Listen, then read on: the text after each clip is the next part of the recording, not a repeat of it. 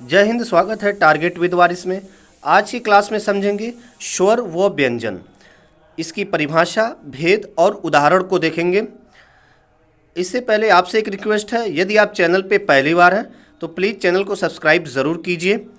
आइए समझते हैं स्वर व व्यंजन। सबसे पहले देखेंगे स्वर किसे कहते हैं, स्वर की परिभाषा क्या है, स्वर किसे कहते हैं। तो देखते हैं स्वर उन वर्णों को कहते हैं जिनका उच्चारण बिना किसी अवरोध तथा बिना किसी दूसरे वर्ण की सहायता से होता है। आप जानते हैं भाषा की जो सबसे छोटी इकाई होती है वो ध्वनि होती है, और ध्वनि को जब लिपिबद्ध किया जाता है तो उसे वर्ण कहते हैं, और वर्णों के क्रमबद्ध समूह को वर्णमाला कहते हैं। वर्णमाला को दो मुख्य भाग में बांटते हैं, स्वर और व्यंजन में।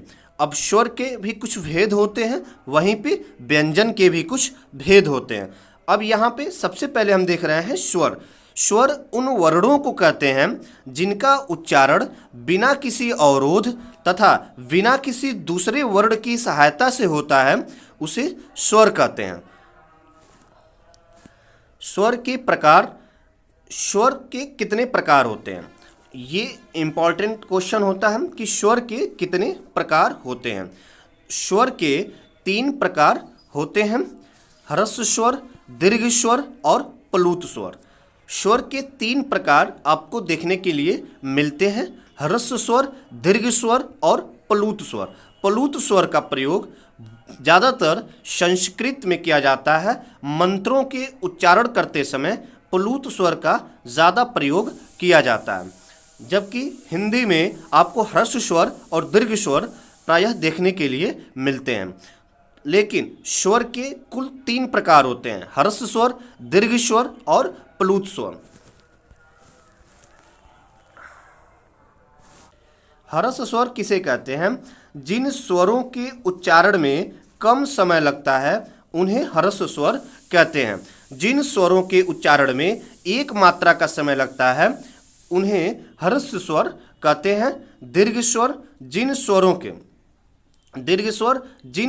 के उच्चारण में ह्रस्व स्वरों से अधिक समय लगता है उन्हें दीर्घ स्वर कहते हैं। तो जिन स्वर के उच्चारण में ह्रस्व स्वर से थोड़ा ज़्यादा समय लगता है, थोड़ा अधिक समय लगता है, उन्हें दीर्घ स्वर कहते हैं। या इसे यूं कह सकते हैं कि ह्रस्व स्वर में एक मात्रा का समय लगता है, जबकि दीर्घ स्वर के उच्चारण में 2 मात्रा का समय लगता है। बात तीसरे की होती है प्लुत स्वर। जिन स्वरों के उच्चारण में ह्रस्व स्वरों से लगभग 3 गुना अधिक समय लगता है उन्हें प्लुत स्वर कहते हैं। जैसे ओम, ये प्लुत स्वर का उदाहरण होता है।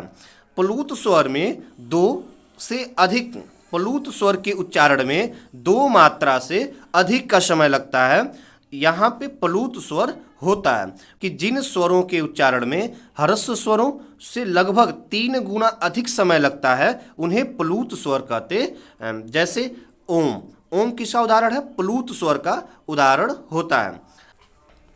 स्वरों की कुल संख्या 11 होती है। स्वरों की जो कुल संख्या होती है वो 11 होती है। अ, ई, उ, री, आ, बड़ी ई, बड़ा ऊ, ए, ओ, औ, ये जो सभी 11 स्वर हैं, ये स्वरों की कुल संख्या होती है 11। अब ह्रस्व स्वर में कितने स्वर होते हैं, तो ह्रस्व स्वरों की कुल संख्या 4 होती है। कौन कौन से, अ, ई, उ, री। ये अ, छोटी ई, छोटा ऊ और री, ये 4 ह्रस्व स्वर होते हैं। इसके बाद के जो बचे 7 स्वर हैं ये दीर्घ स्वर होते हैं। तो दीर्घ स्वरों की कुल संख्या 7 होती है। आ, बड़ी ई, बड़ा ऊ, ए, ओ, औ, ये 7 दीर्घ स्वर होते हैं, जबकि 4 अ, ई, उ, री, ये ह्रस्व स्वर होते हैं।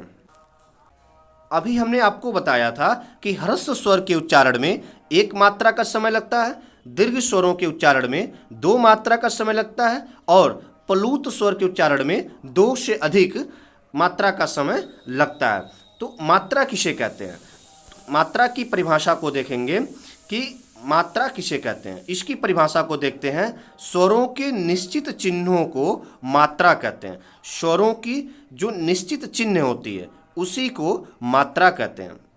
अब बात करेंगे व्यंजन की। व्यंजन कितने होते हैं, व्यंजन की परिभाषा क्या है, इसे देखते हैं। व्यंजन का वर्गीकरण भी देखेंगे। व्यंजन किसे कहते हैं? व्यंजन उन वर्णों को कहते हैं जिनका उच्चारण स्वर की सहायता से होता है। जिन वर्णों का उच्चारण स्वर की सहायता से होता है उसे व्यंजन कहते हैं। व्यंजन को जब उच्चारित करना होगा तो स्वर की सहायता लेनी पड़ती है। अब देखेंगे व्यंजन के प्रकार। व्यंजन कितने प्रकार के होते हैं? व्यंजन 3 प्रकार के होते हैं। व्यंजन मुख्य रूप से 3 प्रकार के होते हैं। वैसे तो इसके 5 प्रकार पड़ते हैं, लेकिन मुख्य रूप से व्यंजन 3 प्रकार के होते हैं। स्पर्श व्यंजन, अंतस्थ व्यंजन और ऊष्म व्यंजन। तो ये मुख्य रूप से व्यंजन 3 प्रकार के होते हैं, लेकिन इसके कुल 5 प्रकार हम पढ़ते हैं। हिंदी वर्णमाला में जब व्यंजन का वर्गीकरण करते हैं तो 5 प्रकार को देखते हैं। वो पांचों प्रकार, 2 अतिरिक्त कौन कौन से प्रकार होते हैं और इसके अंदर कौन कौन से वर्ण आते हैं उसे भी समझेंगे। जो चौथा होता है वो आगत व्यंजन होता है और 5वां संयुक्त व्यंजन। ये 2 अतिरिक्त प्रकार होते हैं व्यंजन के। तो व्यंजन के कुल 5 प्रकार हो जाते हैं। स्पर्श व्यंजन, अंतस्थ व्यंजन, ऊष्म व्यंजन, आगत व्यंजन और संयुक्त व्यंजन। ये कुल 5 प्रकार होते हैं, लेकिन मुख्य रूप से व्यंजन के 3 प्रकार होते हैं। स्पर्श व्यंजन, अंतस्थ व्यंजन और ऊष्म व्यंजन। अब इन सभी के अंदर कौन कौन से वर्ण को रखा जाता है इसके वर्गीकरण को समझते हैं। व्यंजन की कुल संख्या, व्यंजनों की कुल संख्या 41 होती है। व्यंजनों की जो कुल संख्या होती है वो 41 होती है। स्पर्श व्यंजन इसमें पहला आता है। स्पर्श व्यंजनों की कुल संख्या 27 होती है। ये जो 27, आपने पढ़ा होगा कि स्पर्श व्यंजनों की संख्या 25 होती है, 25 होती है, लेकिन यहाँ पे 2 उच्छिप्त जो व्यंजन होते हैं इसको भी स्पर्श व्यंजन में ही रखा जाता है। तो अगर कुल संख्या पूछा जाएगा स्पर्श व्यंजन की तो आप 27 बताएंगे, लेकिन व्यंजनों की में स्पर्श व्यंजन की जो 5 वर्ग में जो संख्या होती है वो 25 होती है, लेकिन अगर कुल संख्या पूछा जाएगा तो 27 बताएंगे। जैसे क वर्ग, च वर्ग, ट वर्ग, त वर्ग, प वर्ग, ये कुल 25 होते हैं। इसमें 2 और भी होते हैं, ढ और ढ। ये जो उच्छिप्त व्यंजन होते हैं, इन उच्छिप्त व्यंजन को भी स्पर्श व्यंजन के ही अंदर रखा जाता है। तो टोटल संख्या बन जाती है 27। 25 कौन कौन से होते हैं? क वर्ग में क, ख, ग, घ, अंग, ये क वर्ग के अंदर आते हैं। च वर्ग में च, छ, ज, झ, इया, ये च वर्ग। ट वर्ग के अंदर ट, ठ, ड, ढ, अड़ा। त वर्ग के अंदर त, थ, द, ध, न।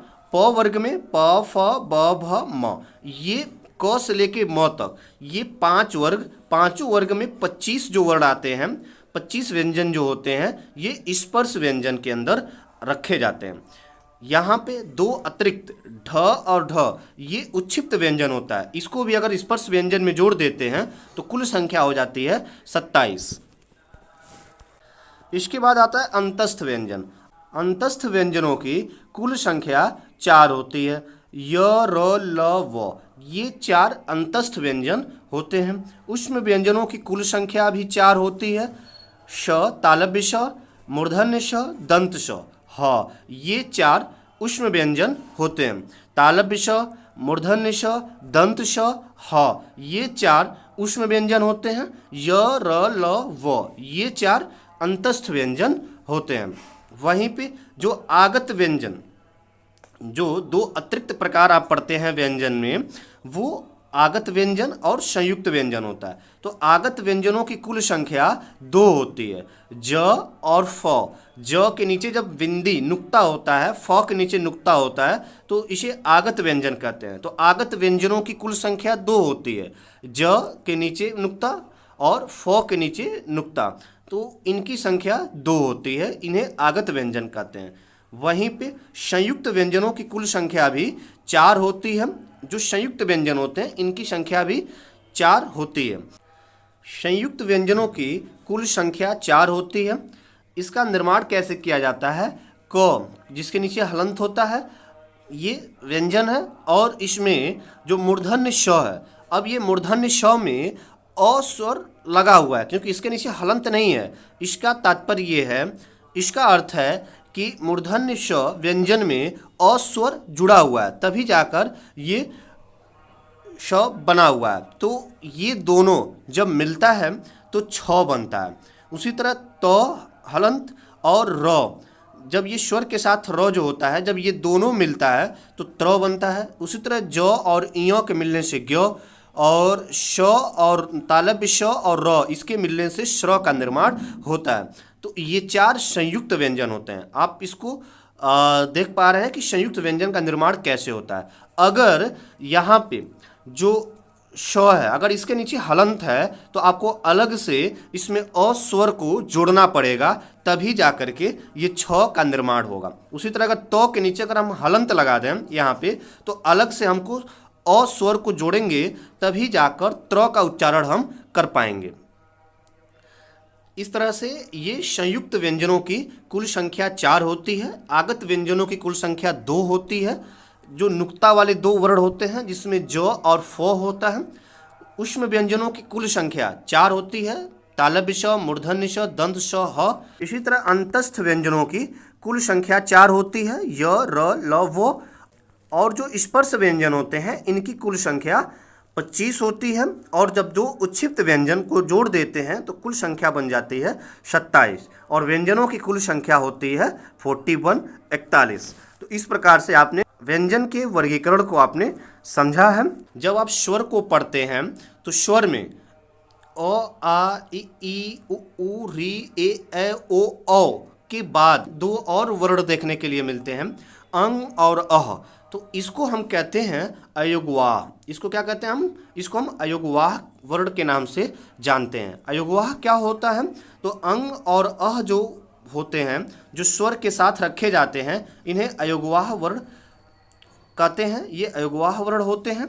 इसमें जो अंग होता है ये अनुस्वर होता है, और जो अह होता है ये विसर्ग होता है। दोनों को समझते हैं। अनुस्वर, स्वर के बाद बोला जाने वाला वर्ण हलंत अर्धध्वनि अनुस्वर कहलाता है। जैसे प्रपंच। अब प्रपंच में प्र के बाद प आया, फिर प के ऊपर जो न का जो ध्वनि का उच्चारण हो रहा है, आधा न का अर्धध्वनि का, वहाँ पे इसका उच्चारण हम करने के लिए प के ऊपर हमने अनुस्वर बिंदी का प्रयोग किया है। उसी तरह कंठ, छंद आदि में जो ऊपर बिंदी का प्रयोग होता है, जिसमें अर्धध्वनि न का उच्चारण होता है, वहाँ पे अनुस्वर का प्रयोग किया जाता है। उसी तरह विसर्ग। विसर्ग में जो है अंत में 2 बिंदी का प्रयोग करते हैं। जैसे महाप्राण सूचक एक स्वर है, जैसे प्रातः। अब त के बाद जो ह का उच्चारण हो रहा है, प्रातः, अतः, संभवतः, तो ये जो ह का उच्चारण हो रहा है अर्धध्वनि का, ये विसर्ग होता है। ये अनुस्वर और विसर्ग, अंग और अह को स्वर के साथ रखा जाता है, स्वर के अंत में इसको रखा जाता है। जब हम वर्णमाला को पढ़ते हैं तो यहाँ पे अल्पप्राण, महाप्राण, घोष, अघोष जैसे वर्ण शब्द भी हमें एग्जाम में पूछे जाते हैं। व्यंजन में पहले और तीसरे और पांचवें वर्ण जो होते हैं ये अल्प प्राण होते हैं। दूसरा और जो चौथा वर्ण होता है ये महाप्राण होता है। उसी तरह पहला और जो दूसरा वर्ण होता है, प्रत्येक वर्ण का पहला और दूसरा जो वर्ण होता है ये अघोष होता है, और तीसरा, चौथा और पांचवा जो वर्ण होता है ये सघोष होता है।